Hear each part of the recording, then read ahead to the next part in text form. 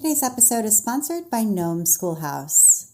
Looking to host your own unforgettable arts and crafts retreat? Look no further than the Nome Schoolhouse. Our stunning venue is ready to be the backdrop for your next creative endeavor. Whether it's with friends, colleagues, or fellow creatives, gather your tribe and let us take care of the details. At the Nome Schoolhouse, we understand that what truly matters is letting your imagination soar. That's why we provide the perfect setting, allowing you to focus on what's important, your creative journey. So bring your ideas to life in our inspiring space. Unleash your creativity, surrounded by the charm and tranquility of the Nome Schoolhouse. Book your arts and crafts retreat today and let the magic begin. That's Nome Schoolhouse. Thank you so much, Nome Schoolhouse. And now, here's the show.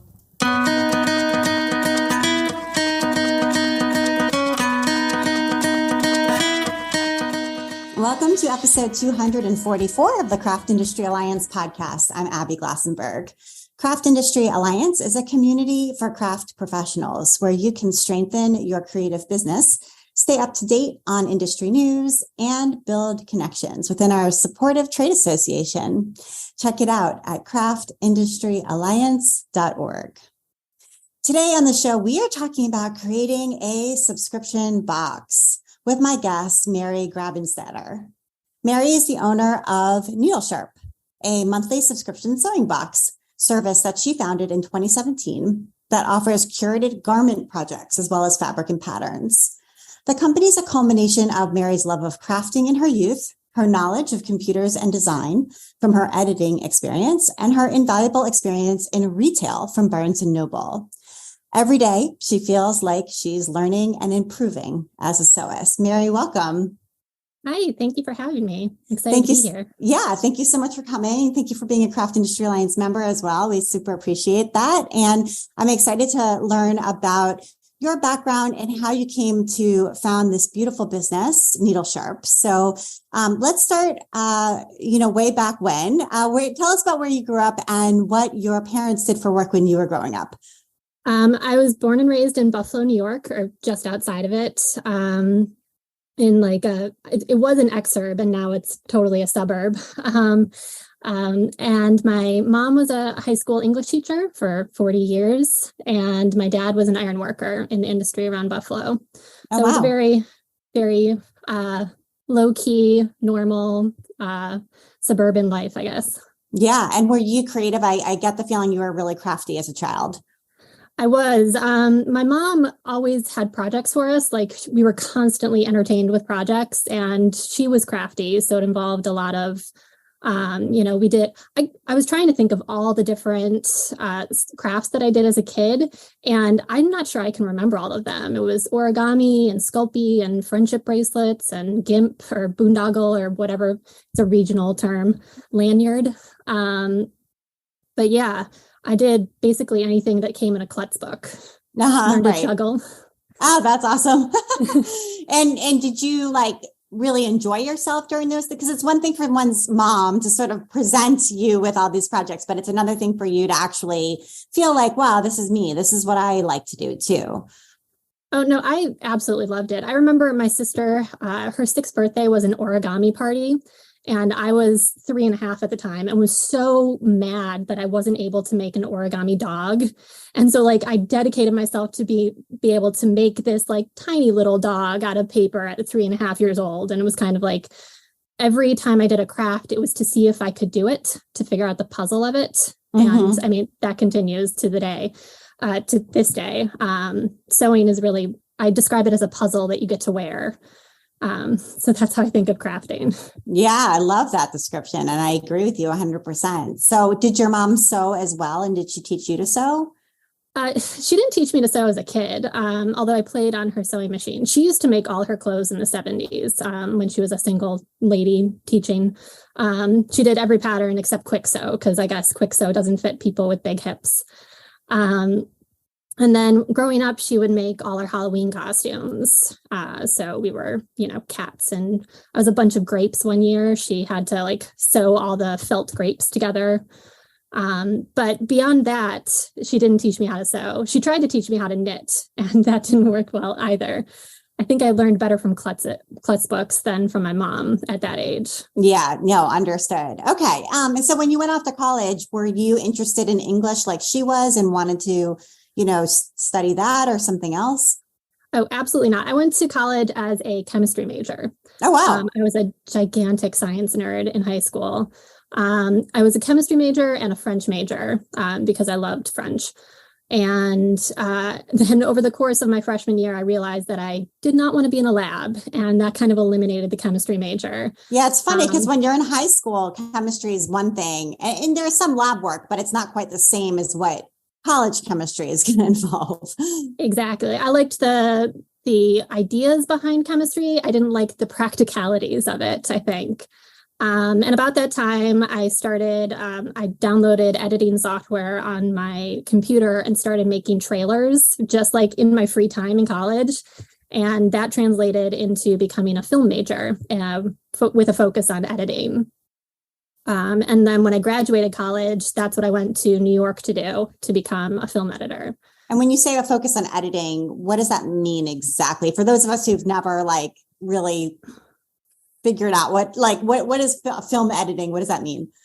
Well, basically with film, you shoot everything and then you have hours and hours and hours of footage, and someone has to go through and look through all of it and piece it together into a cohesive whole. Again, it's another giant puzzle. So we studied the philosophy behind it, and then the actual digital part of it, and learned on an added machine and on Final Cut Pro. Final Cut Pro is what I ended up using after I graduated, but having all that technical knowledge of how to slip footage and, put transitions in and all that.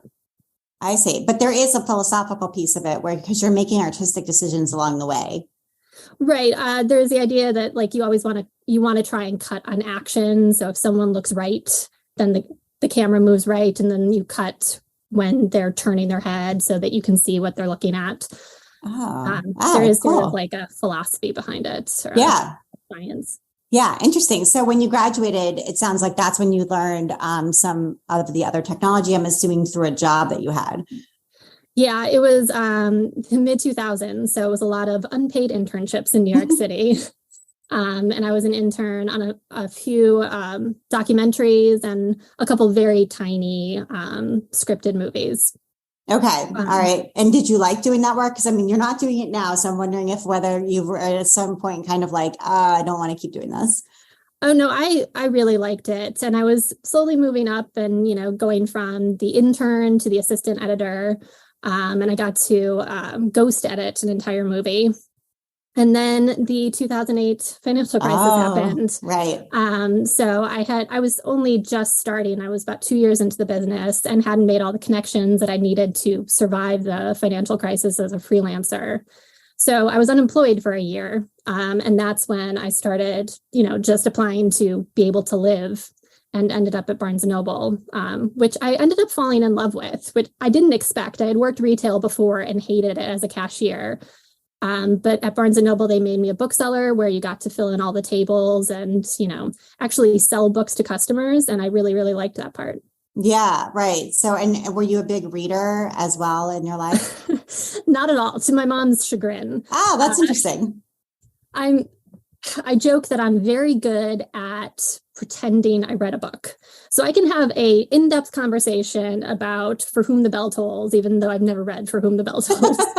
And that ended up proving very useful as a bookseller. I do read. I like science books and sociology and kind of, learning how people work and how systems work. But I was never the big reader that my mom hoped I would be when I was younger. So you were at Barnes & Noble for a while and kind of rose up through the ranks there, it sounds like. And what did you enjoy about that specifically? Because you said you ended up falling in love with it.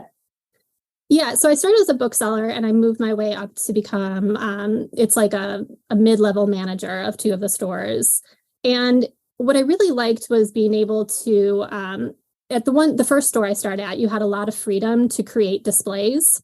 So you got to go around the store and pick out books that you think people might buy and build tables out of them. And then, actually watch people purchase things off those tables. And that was it was so much fun. It was like a little game, thinking like, oh, this book just came in. I bet I can get people to buy it. And then you did. And so I really loved that part. And I ended up getting into merchandising as a manager and inventory control. I just liked being able to try and guess what people would want to read and seeing if I was right. Yeah. And, it sounds to me sort of like if you wanted to open a business, a creative business of your own, become an entrepreneur, this was like on the job training in this really fabulous way that honestly, you probably can't get in some kind of graduate school business program or whatever, because you're actually watching consumer behavior as it unfolds based on decisions you've made. And so I wonder if there were some things that you feel like you learned during that period that you've carried forward in what you do now. Oh, absolutely. A lot of it is just technical stuff, figuring out how to keep track of my inventory and look at sales reports and all of that. And it was it is right that it was on the job training of kind of figuring out the customer. Shortly after I opened my business, I took a course at the local university, and they spent a lot of time figuring out the ideal customer after people opened their business. And I had done that before I opened my business because I knew what to look for from Barnes & Noble. I knew to figure out okay, I'm looking for, millennial women who, will spend X amount of dollars on their wardrobe and that type of thing. So yeah, it was definitely on the job training.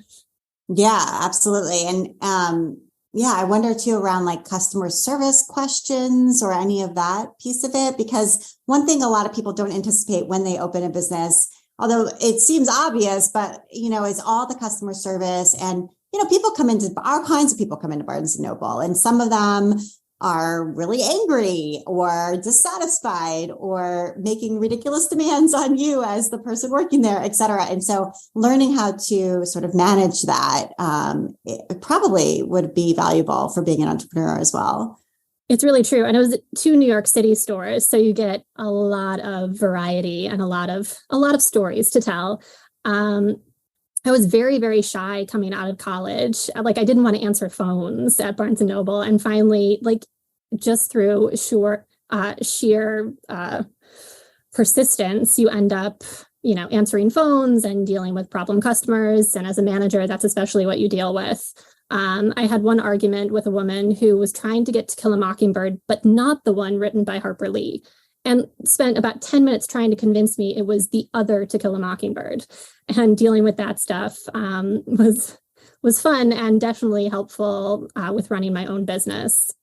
Yeah, because you have to have kind of a thick skin, I think, and sort of not take it personally, understand that this person came in here with whatever and is therefore acting in this way that might be completely irrational. And, you're on the other end of that. And what role do you play?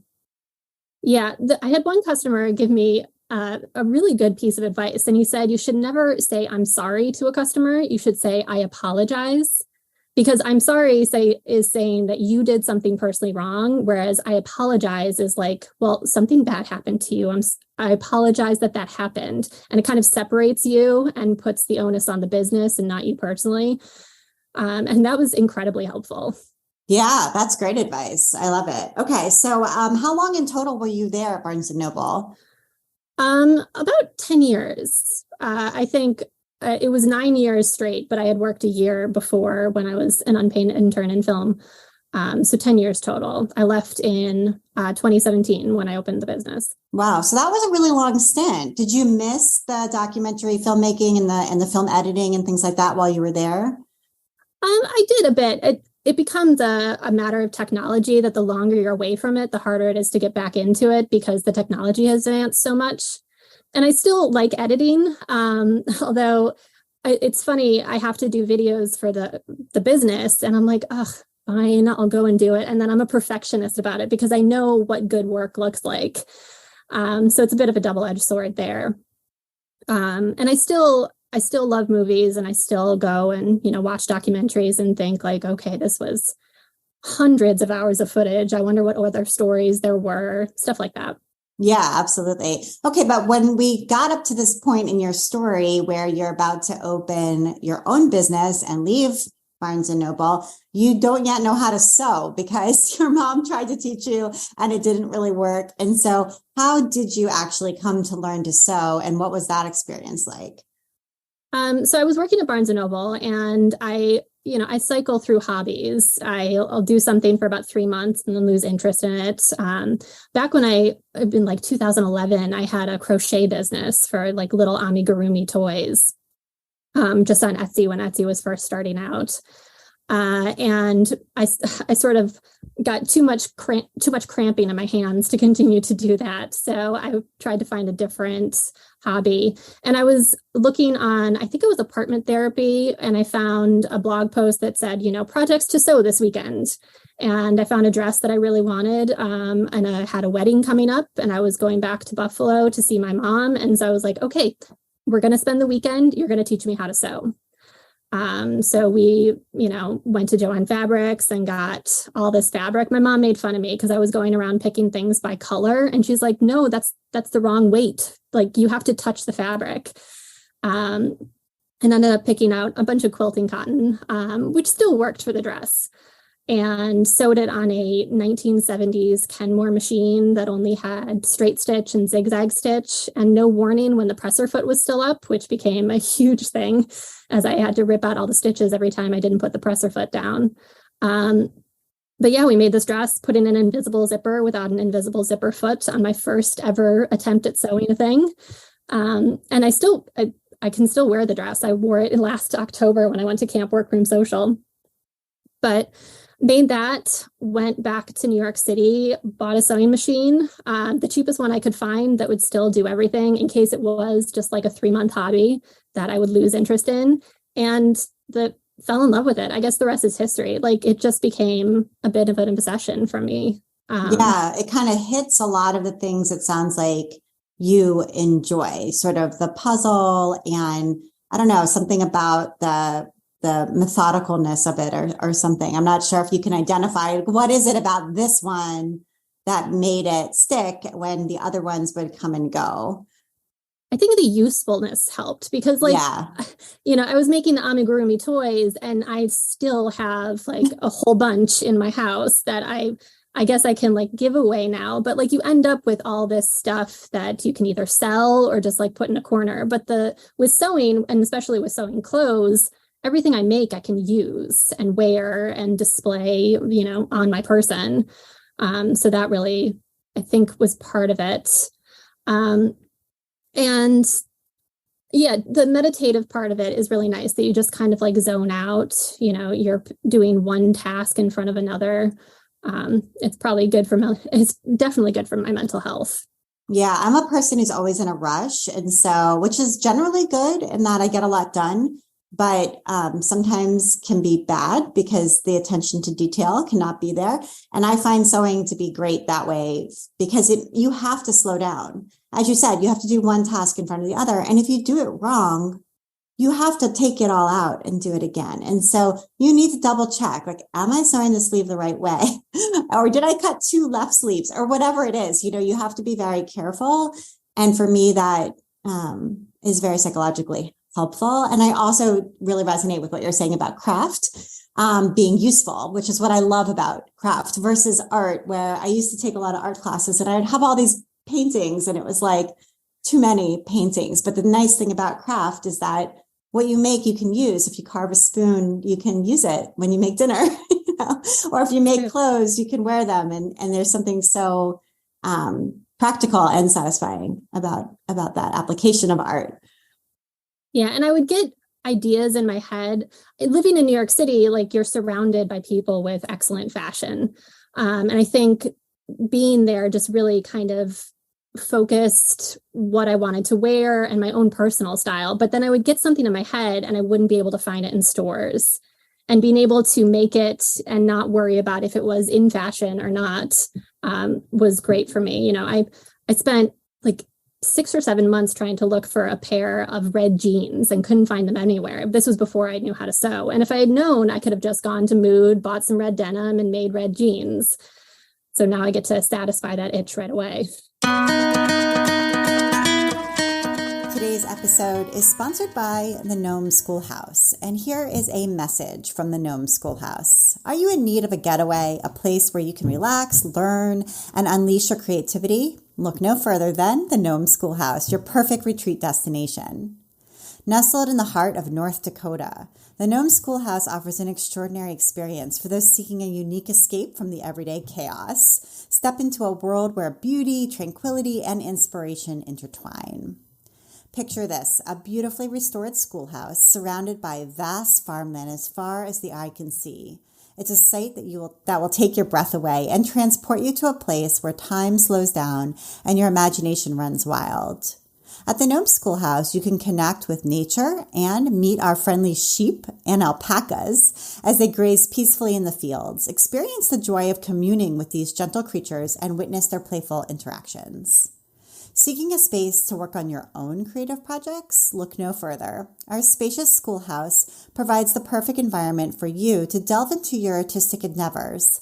Whether you're a painter, a sculptor, a writer, the possibilities are endless. And for all you fiber enthusiasts out there, we have something special just for you. Visit our on-site fiber mill, where you can witness the magic of transforming raw wool into exquisite yarn. Let your fingers glide through the soft fibers and experience the satisfaction of creating something truly unique. But the Nome Schoolhouse is not just about indoor activities. Venture into the great outdoors and explore the wonders of nature. Kayak along serene rivers, hike through picturesque trails, and immerse yourself in the beauty of the nearby state park. There's no shortage of adventures to embark on. When you're ready to unwind, simply relax and bask in the awe-inspiring surroundings. Let the gentle breeze caress your skin as you find solace in the peaceful ambience of the Nome Schoolhouse. It's a place where your mind can wander freely and your spirit can find its center. And here's the best part. The Nome Schoolhouse offers a range of luxurious amenities to enhance your experience. Our unique guest rooms, each with a private bath, provide a comfortable and intimate retreat where you can recharge and rejuvenate. Hungry after a day of creativity and exploration? Indulge your taste buds with our amazing cuisine. Our talented chefs create culinary delights using locally sourced ingredients, ensuring each meal is a feast for both the eyes and the palate. Looking to unwind with a drink? Our bar offers a wide selection of beverages from handcrafted cocktails to local craft beers. Sip your favorite libation and mingle with fellow guests, sharing stories and laughter as the evening unfolds. And here's the best part. The Nome Schoolhouse is available for you to host your own arts and crafts retreat. Gather your friends, colleagues, or fellow creatives and let us provide the perfect backdrop for your next creative endeavor. We'll take care of the details while you focus on what truly matters, letting your imagination soar. The Nome Schoolhouse is calling, inviting you to create your own unique experience. So don't miss out on this extraordinary opportunity. Come and explore all that the Nome Schoolhouse has to offer. Visit their website at www.nomeschoolhouse.com. That's Nome schoolhouse.com to book your retreat today. The Nome Schoolhouse, where relaxation, learning, creativity, and luxury unite in perfect harmony. Thank you so much, Nome Schoolhouse. And now back to my conversation with Mary. And do you remember what company, I know your mom didn't sew, was it Quick Sew Patterns? Because they didn't fit properly. Do you remember what company that first quilting cotton dress you made, what the pattern company was? It doesn't exist anymore. It was Dixie DIY. And it was the Bonnell dress. It had like little cutouts at the waist on the sides, like little triangles where you could see skin. And I think she only made like 4 or 5 patterns and then went away. But I always started with the independent pattern world. I guess it was perfect for that era. I never really got into the big 4. I've made a few, but it's not my sense of style. And I started sewing with, I got Tilly's book for Tilly and the Buttons when I first started. And it was back when Colette was still Colette. and Grain Line Studio. I made a pair of shorts, and then I found Deer and Doe and the European ones, and those are exactly the type of style that I want to make. And paper cut and the Oceania ones. Paper cut is New Zealand. Yeah, absolutely. And it's interesting that you started, I mean, I guess because you came in sort of after 2010, 2012, you came into the sewing world. And you came in through a dress you found online that was recommended by Apartment Therapy.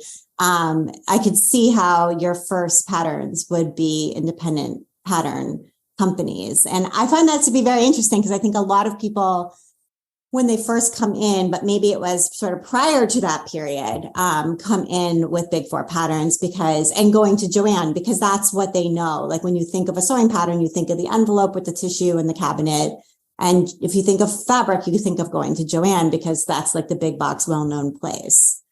Yeah, I definitely have memories of going through the pattern books with my mom back when we were doing the costumes. She would look through the costume books for what we were going to wear, and I would just flip through the actual patterns and look at the dresses and all the pants and, the drawings. But I think it was part of this. I was in Brooklyn, so there's not a Joann Fabrics in like a 100-mile radius. You have the garment district, which I found incredibly intimidating as a beginner. So being able to be online and, order fabric from fabric.com when they still existed, and download the PDF patterns directly. It was a very kind of insular thing where I wasn't going out and searching fabric or searching sewing stores, but I was able to do it all in my apartment, and it was very satisfying. Yeah. And I think that intimidation factor cannot be ignored because you sound like you were somewhat of a shy person.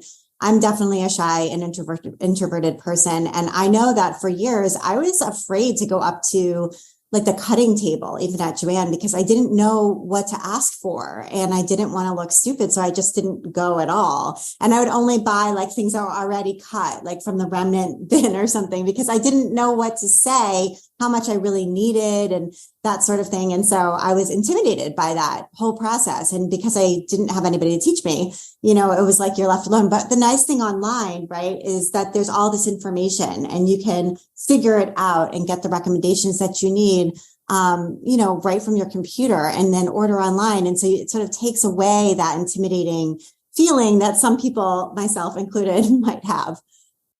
Yeah, exactly. And I think I was always kind of fabric focused in a way that I didn't realize, but looking back helped. My sister used to joke, Gilda Radner had a quote that her sense of style was determined by what didn't itch.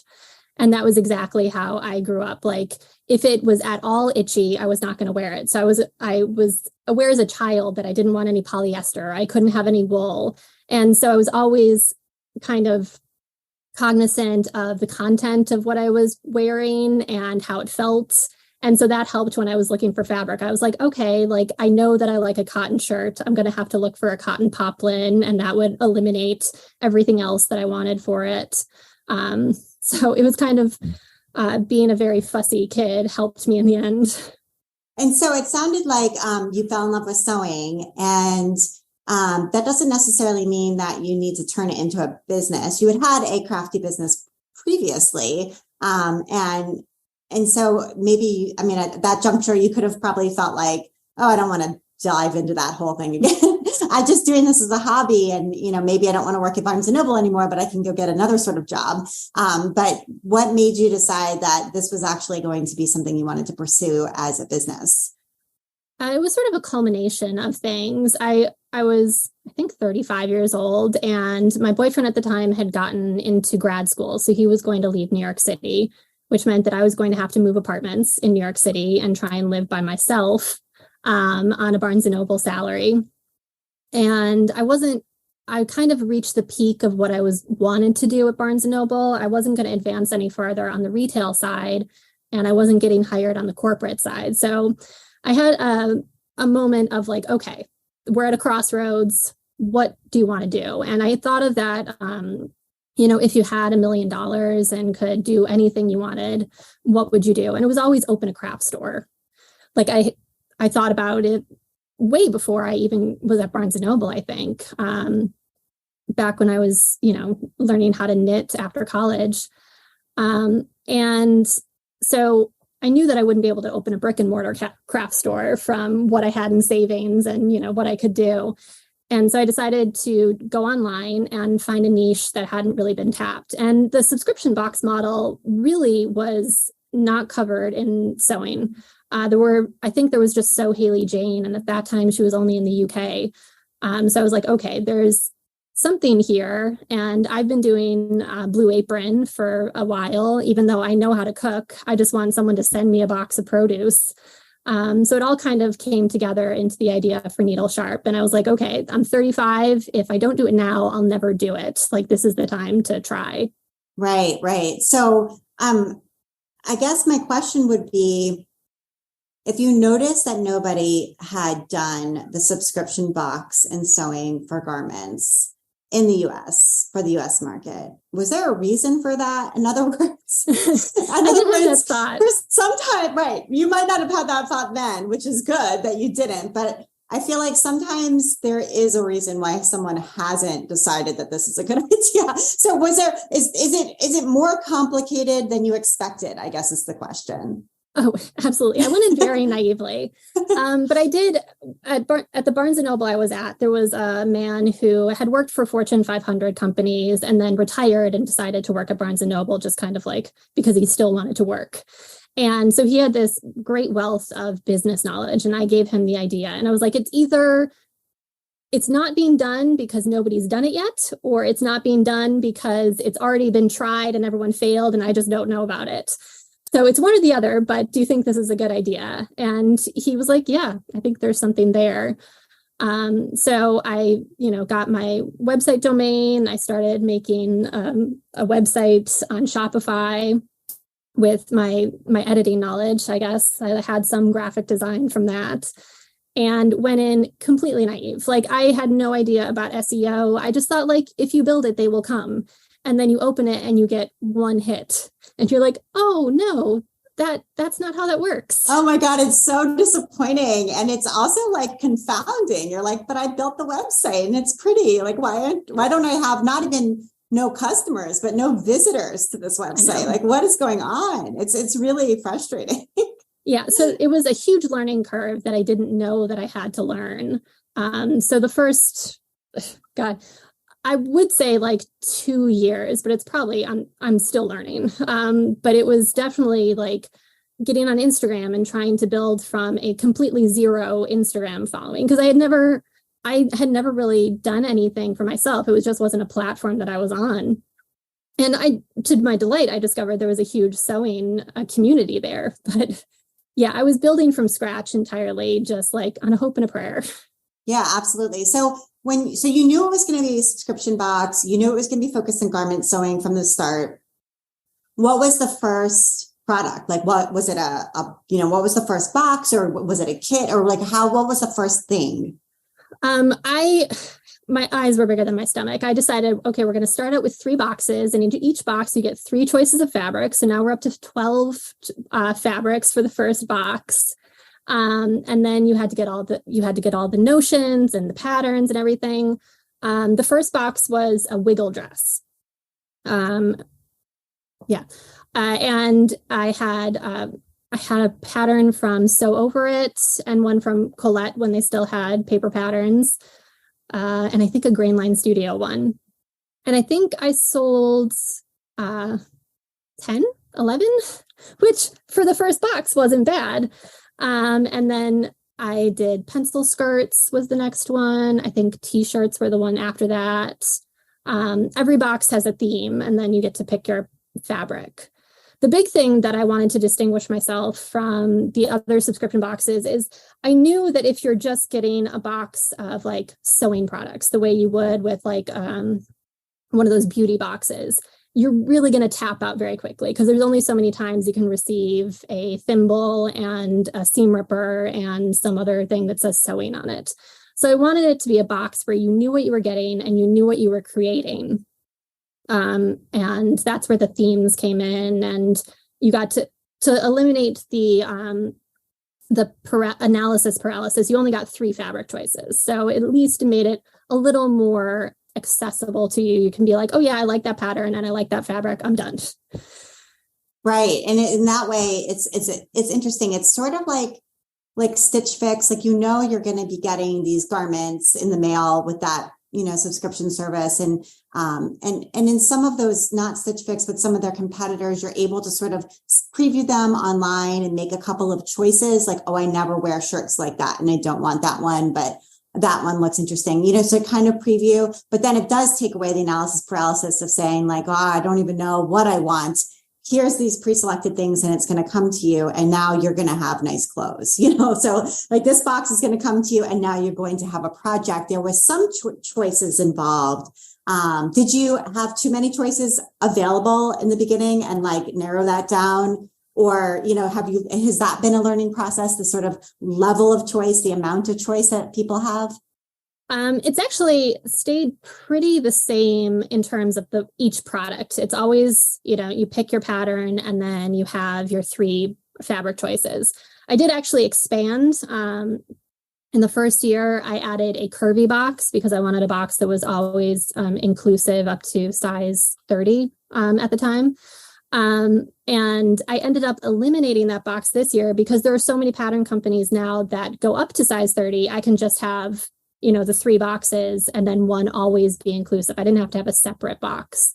But otherwise, the model has pretty much stayed the same. And now you get a choice of 2 different themes, just because not everyone wants to make a dress every month. Maybe they want to make shorts instead of a dress, or they want to make a top instead of a skirt.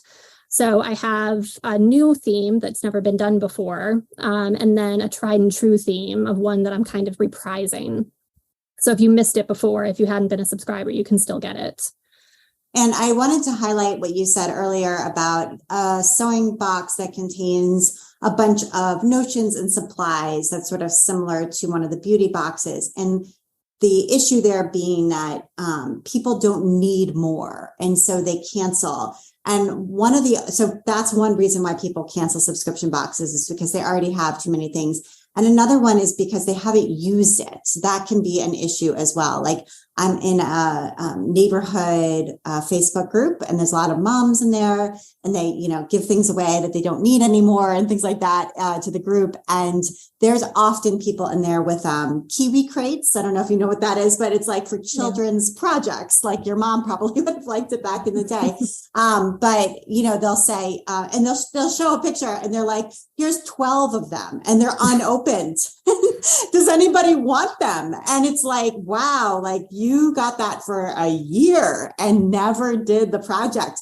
And that is a real reason why, that person should definitely cancel that subscription box. So that's another reason why people cancel. I don't know if you've sort of encountered that and sort of how to make people feel like I'm doing the project and I do want another one. I've definitely met people who are like, yeah, I have like 4 or 5 on a shelf. Luckily, I put them all in a very nice box that, you can just put on in your closet and then pull out when you want to make it. Which, by the way, I have a kit that I just did last week that I've had in my closet for 3 years. So there's that too, right? The benefit, it's not like a food box, like it doesn't go bad. But also you can skip any month you want. There is absolutely no penalty to skip. No obligation. If you get a prepaid subscription, like you have to do those 3 months, but after that, like you can cancel, you can skip, you can come back. It's all very, very easy to kind of transition. If you don't want to sew 1 month, but you want to come back the next month. And hopefully, like I'm always amazed by the people who get like 3 or 4 boxes a month. And I'm like, how do you sew that quickly? I'm lucky if I make 1 project a quarter, but, they seem to love them and, probably sew a hell of a lot faster than I do. So let's talk a little bit about the software that makes all of this function, because you're seeing that it's pretty flexible. If I'm a subscriber and I'm going away for the month of July, I can put it on hold, come back in August and get a box. And there's a lot of back end automation that has to happen in order for you to track this successfully as a very small team or just one person. So tell us a little bit about like the infrastructure, the technology infrastructure that's allowing Needle Sharp to function. That has been probably the biggest journey. As I said, I started out on Shopify and I don't know what it was called at the time. It's Bold now, for their subscription service. And during the pandemic, like a lot of craft businesses, my sales were going up and I was offering stay home and sew kits that were flying off the shelf. So I was like, okay, I'm going to completely customize my websites, get it rebuilt, get everything and the back end, the customer portal, exactly how I want it. And I found a company and put together the website, and the front end of the website ended up wonderful. I'm really, really happy with it. And the back end of the website ended up being a gigantic catastrophe. I switched to Recharge, and Recharge changed their API as Shopify was changing their API as my custom website was being built. So the thing that they said they could build in June didn't work in August of the next year when I was launching. And it was another 14 months before it became completely functional and about twice the budget that I had originally been quoted. But now everything is up and running and, very customizable. You can switch levels. You can go from, the $75 box to the $135 box with ease. You can skip your months. You can see what's coming up. It's exactly how I want it now, but it was quite the struggle to get it there. Yeah. And I think that that's worth talking about because your website does look beautiful and it looks like it was designed by A.O. Lydia. I don't know if that's accurate. It was. I wasn't going to say their name because it was such a fraught experience for me, but it looks beautiful from the customer side. And I think that's important. I know like the back end, it sounds like there was some technology craziness that ensued. Yes.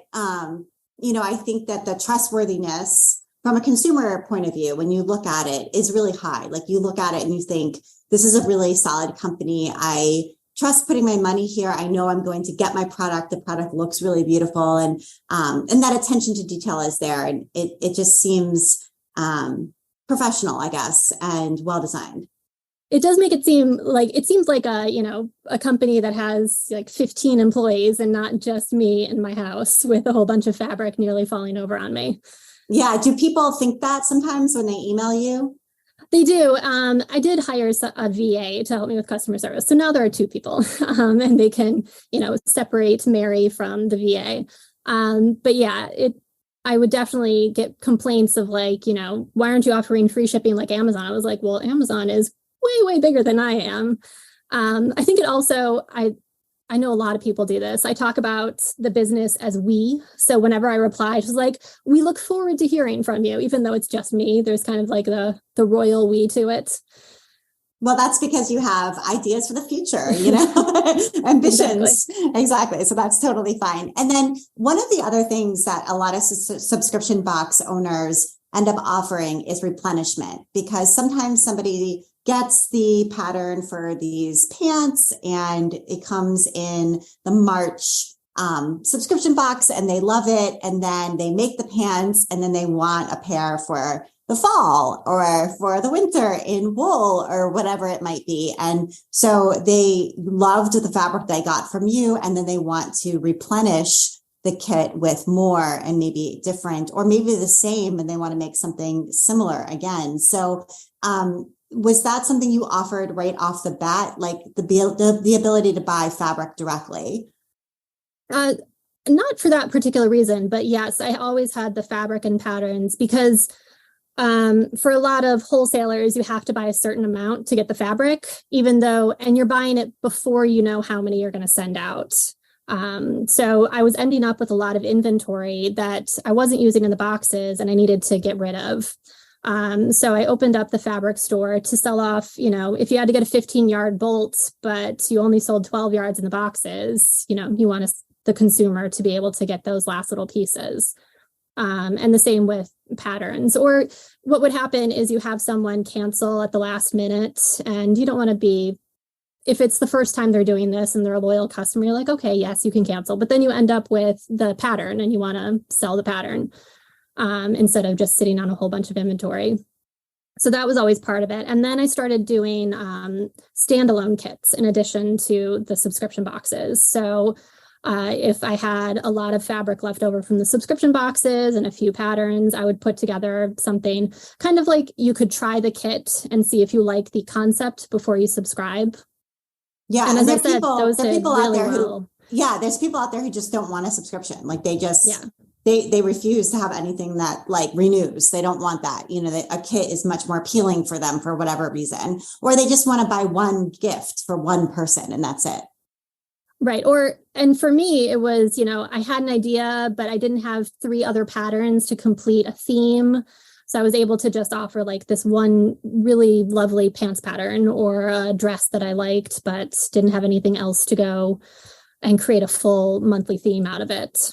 And talk a little bit about the pandemic, because as you mentioned briefly earlier, that was a time when kits like this were absolutely ideal. Stores are closed, so you can't go to, Mood and pick out a couple of yards of fabric and then go somewhere else and get something out. Like everything, everything's closed. So a kit was the most ideal way to source all those materials, and everyone was home and everything's canceled. So it's not like you're going out on Friday night. It's like you might as well sew something and be productive and feel some sense of satisfaction, even though you can't do so many other things.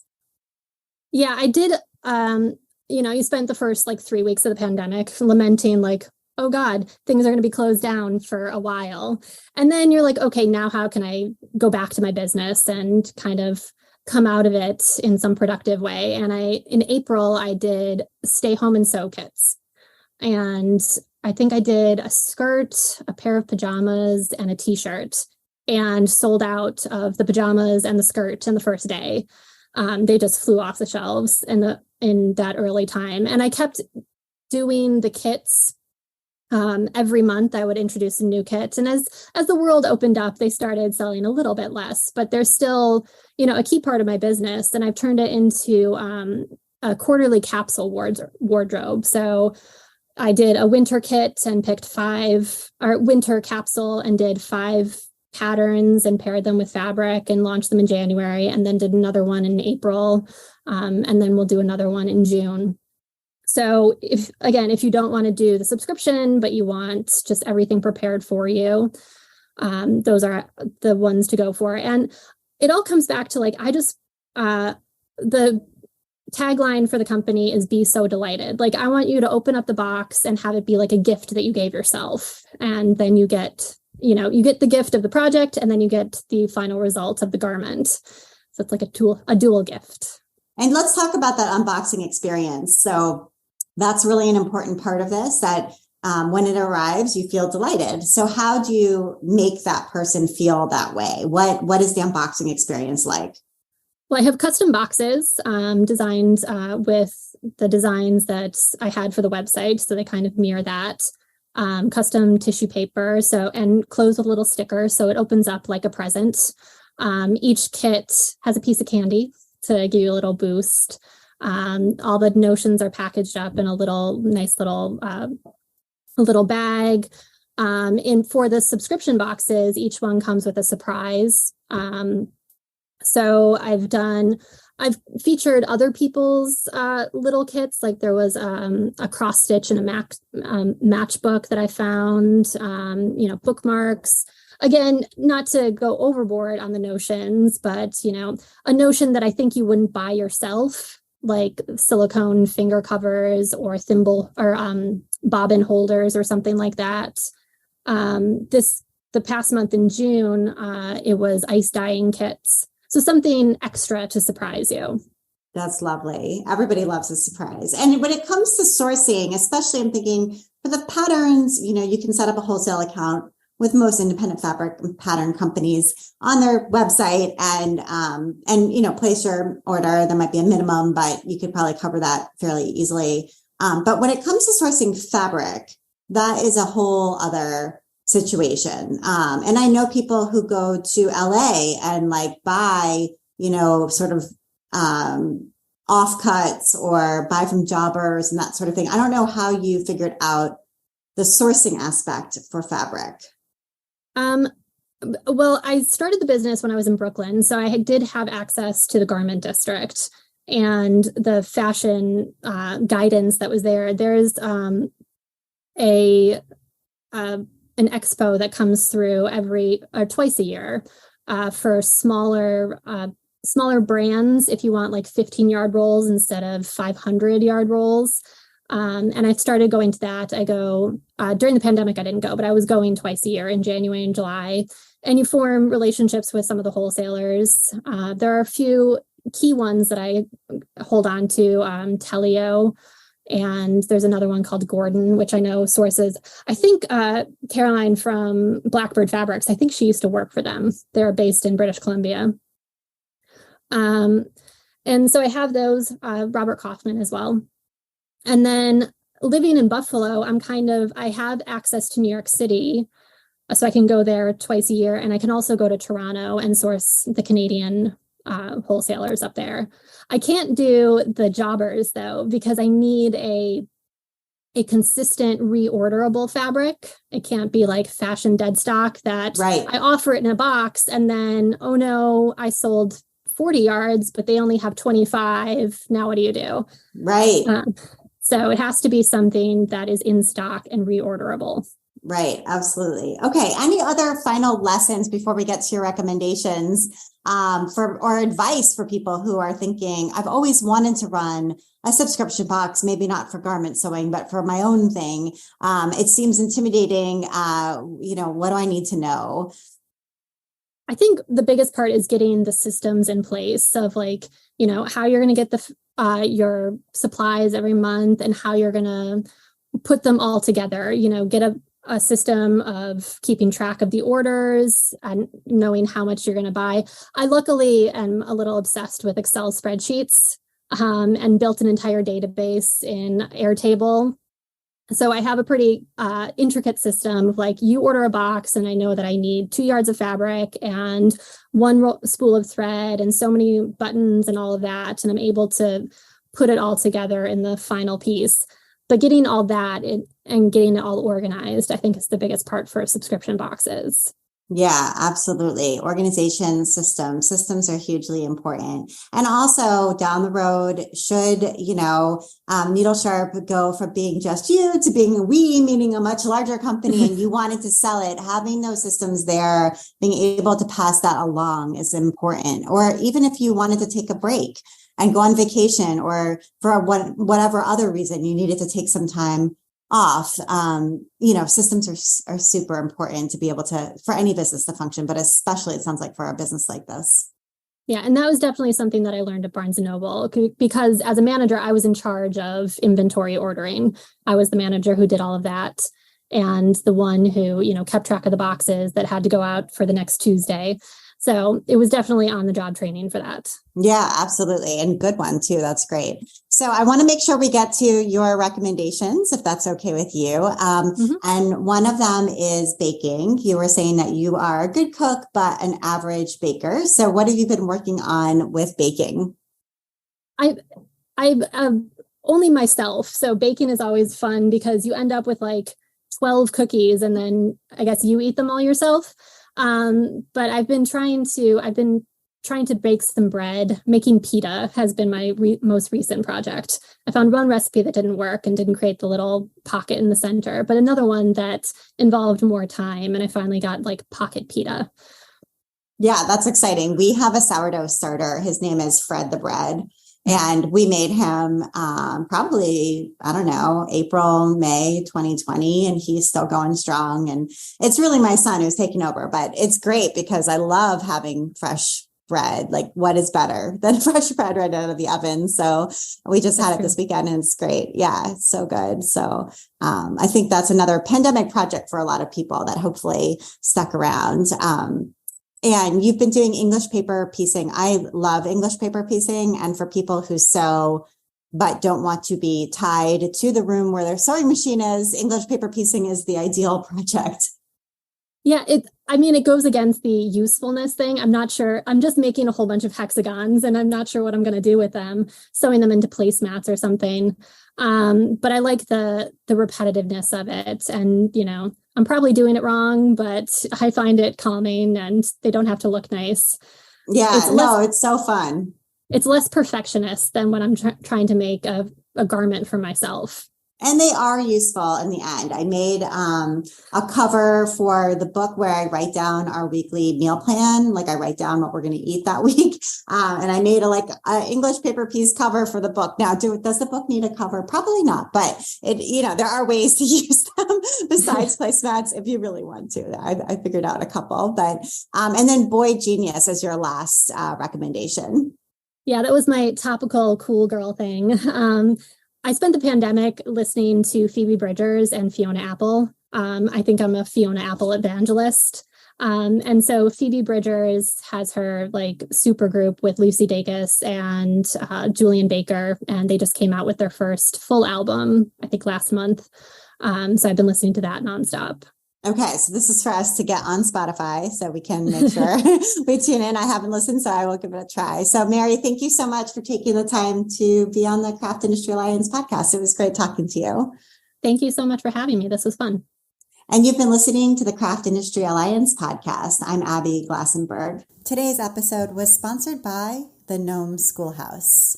At the Nome Schoolhouse, we believe in crafting unforgettable experiences tailored just for you. Let us help you plan your dream retreat filled with moments of serenity, connection, and inspiration. So why wait? Unleash your creativity, embrace the freedom of wide open spaces, and discover the retreat of your dreams at the Nome Schoolhouse. Book your escape today at www.nomeschoolhouse, that's Nome schoolhouse.com. The Nome Schoolhouse, crafting memories that last a lifetime. Thank you so much, Nome Schoolhouse.